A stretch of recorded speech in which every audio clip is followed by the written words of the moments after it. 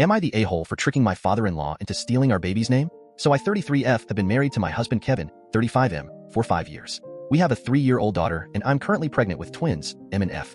My father-in-law Terrence, 38M, has been married to his wife Jess, 39F, for 7 years. Jess and I are total opposites. Jess is an extrovert. She's kind of loud, boisterous, and some would even say abrasive. I'm an introvert. I'm not quiet or shy, but I am reserved. I'm also very observant. The first time I met Jess, I told Kevin that we would be like oil and water. We have never been overtly hostile towards each other, but also have never gone out of our way to bond. Unfortunately, Terrence and Jess had fertility issues for several years before finally having their son a couple of weeks ago. Prior to this, Jess was very odd towards us when I was pregnant with our daughter. The best way to describe it is hot and cold. One minute she pretended like she didn't care while we were talking about it at family gatherings. The next she was volunteering to throw the baby shower. I gave a firm no to that. We both assumed the behavior was because of their fertility issues and didn't think too much of it. But the strangest thing she did was almost demand to know what we were naming our daughter before we announced it. She asked us constantly after our gender reveal and got visibly annoyed when we just laughed her off and said it was a secret. We couldn't understand why the hell she cared so much as she was not expecting at this time. Regardless, we didn't share the name with anyone. When our daughter was born and her name was finally announced, Jess was kind of obsessed with it. Like how to explain it. She just kept going on and on about how beautiful and unique it was. To this day, she comments about how different it is. The name we chose is a pretty common Welsh name which wouldn't be all that different except for the fact that we are African American LOL. I've always gravitated towards names from different regions and found and fell in love with the name years ago and never shared it with anyone prior to Kevin. Fast forward to both of us being pregnant at the same time. Jess' odd behavior continued towards me, but this time it was more blatant.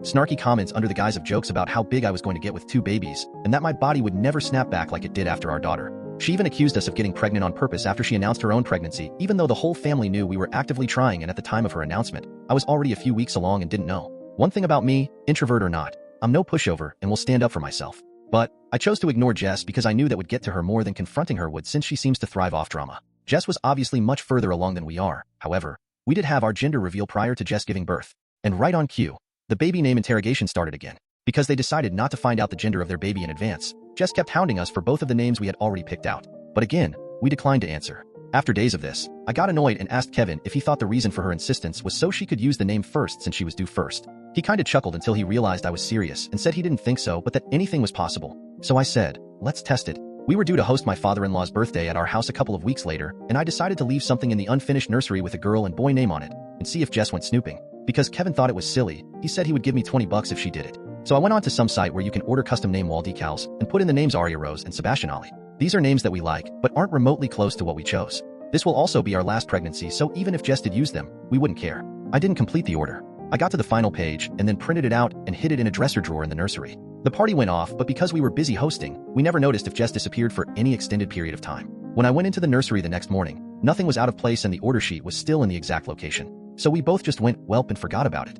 I did however notice that Jess never asked us about the names again. Then Jess gives birth. We went to the hospital to give our congrats. When we went in and saw the baby, I asked what his name was, and man, I cannot properly explain the shit-eating grin that came over Jess' face as she said, Sebastian Ali. I mean, she was really proud of herself, and honestly, it's the most vindictive I have ever seen her look in the years I've known her. But instead of reacting how she was expecting, I put on a performance as I had graduated from Juilliard.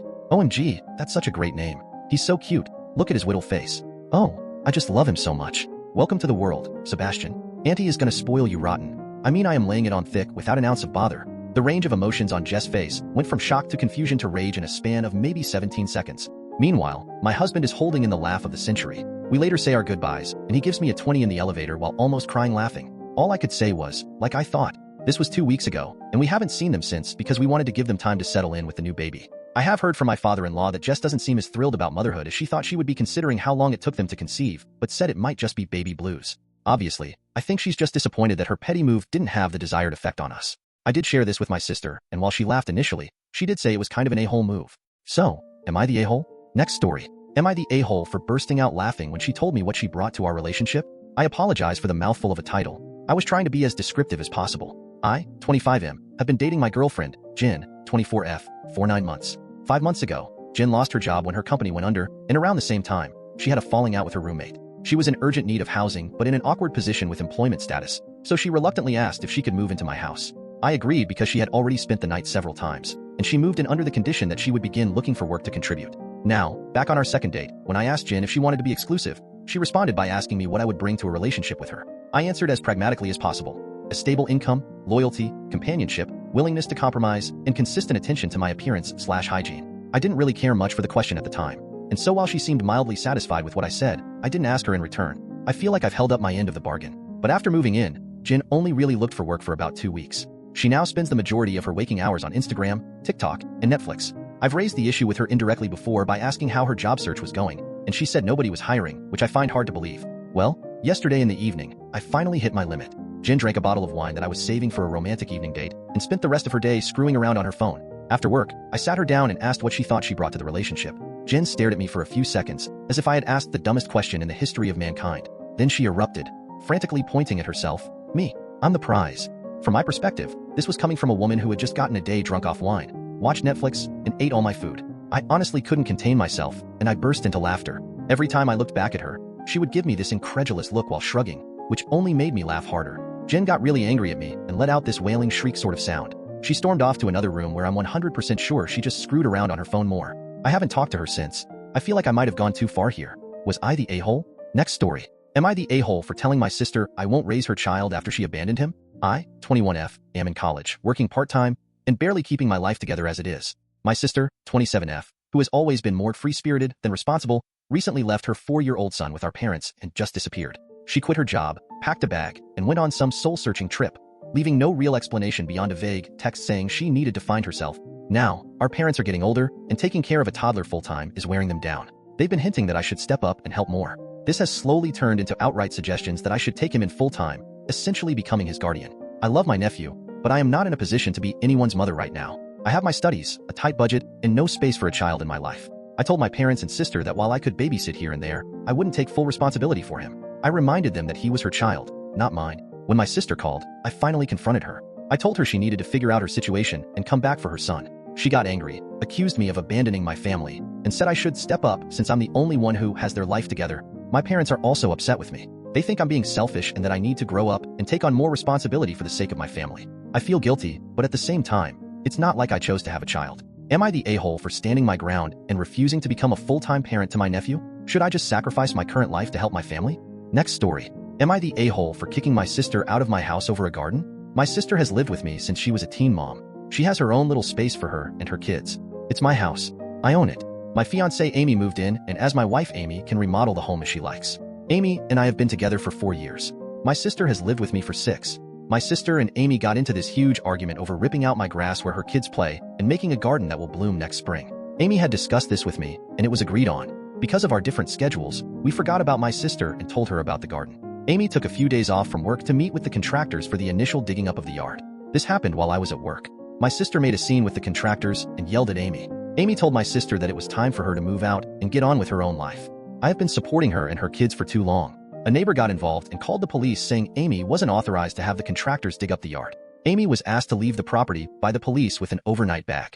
This was supervised by the police because I was not reachable at work. My sister told me, "Can you believe this bitch ripping up the yard like that?" I have to leave work and take my hour commute home to deal with my sister. I told her it was time for her to move out, and she should have never been involved with the garden. It wasn't her place. It's not her fucking home. My sister was complaining that her boys love to play in that patch of grass, and she can't believe I would make changes to her play area without consulting her. Amy is fucking pissed at my sister and the neighbor. The neighbor tried to apologize, but I had to tell the neighbor there was no more coming over because she would have trespassed, and she had no business calling the police and making the situation worse. The neighbor explained she didn't know Amy was authorized to make those changes, and I told the neighbor too fucking bad. She's banned from the property even though she's friends with my sister and their kids play together. I told my sister that she and the boys had to go and she needed to be out by the new year, or we'll take legal action against her. My sister kept crying and apologizing, but her actions showed Amy what her married life would be like if my sister lived with us, and I was putting my wife first and my sister had to go. Edit. Amy and I talked to a lawyer, and we are getting the legal paperwork together for my sister's eviction. The lawyer also suggested cameras for the yard, and those will be installed next week. I'm sending my sister legal notice of the cameras being installed to cover my ass per the lawyer's request. I do not blame the police for their reaction, and neither does Amy. Our destination wedding is coming in a few weeks. My sister was not going because of her relationship with our parents. But the cameras will be installed by then with the legal notice my sister is not to tamper with the cameras or make any cosmetic changes to the property while we are out of town. Edit. My sister has never paid rent or utilities or any other upkeep of the home. We have a maid that comes every other week to do basic cleaning because the house gets dirty with the kids. My sister does have a job, and both Amy and I do watch the boys several nights a week.